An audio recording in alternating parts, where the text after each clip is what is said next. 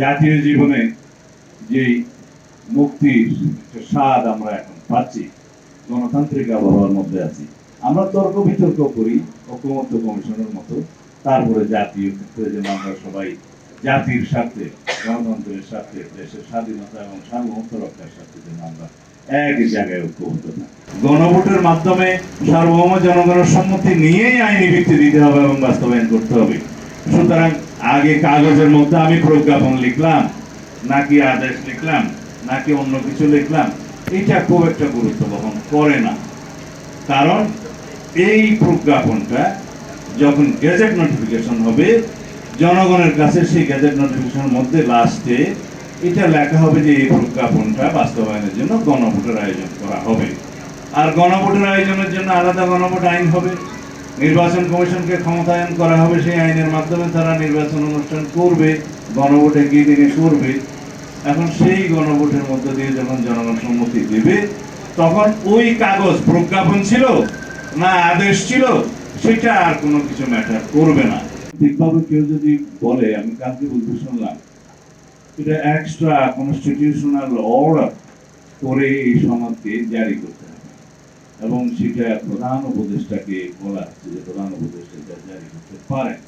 জাতীয় জীবনে যেই মুক্তির স্বাদ আমরা এখন পাচ্ছি, গণতান্ত্রিক আবহাওয়ার মধ্যে আছি।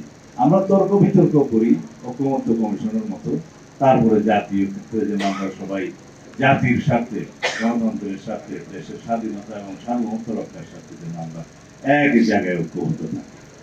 এটা আমাদের প্রত্যাশা এবং এটা তারুণ্যের প্রত্যাশা, তারুণ্যের ভাবনা। জনগণের অভিপ্রায়ের চূড়ান্ত মানে পরম অভিব্যক্তির উপরে সংবিধান হচ্ছে সর্বোচ্চ আইন। এখন সেই হিসাবে আমরা বলছি আমরা জনগণের কাছে যাবো, জনগণ যদি এটা হ্যাঁ বলে এটা বাস্তবায়িত হবে এবং সেই সম্মতির জন্যই আমি বলেছি একই দিনে একটি গণভোটের আয়োজন করা যেতে পারে ছোট্ট একটা ব্যালটের মধ্যে, শুধু জুলাই জাতীয় সনদের পক্ষে অথবা বিপক্ষে হ্যাঁ অথবা না বলুন এর মধ্যে। এটা ছিল পুঞ্জীভূত ক্ষোভের একটা বিস্ফোরণ দীর্ঘ 16-17 বছরের ফ্যাসিবাদী শাসনের। তার মধ্যে একটা আইটেমের উপরে বারুদ লেগে গিয়ে বিস্ফোরিত হয়েছে সেই ক্ষোভ, সেটা ছিল বৈষম্যমূলক চাকরি ব্যবস্থা। শুধুমাত্র আমরা ঐকমত্য কমিশনে আইনি সংস্কার, সাংবিধানিক সংস্কার নিয়ে কথা বলছি।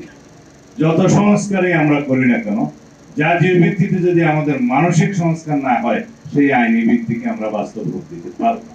কারণ প্রাতিষ্ঠানিক রূপান্তর বলতে আপনারা যা বুঝান বা আমরা যা বুঝি তা হচ্ছে গণতান্ত্রিক প্রতিষ্ঠান সমূহের শক্ত ভিত্তি যেন আমরা রচনা করি, যেগুলো গণতন্ত্রকে প্রতিষ্ঠিত করবে, পাহারা দিবে, রক্ষা কবচ হবে।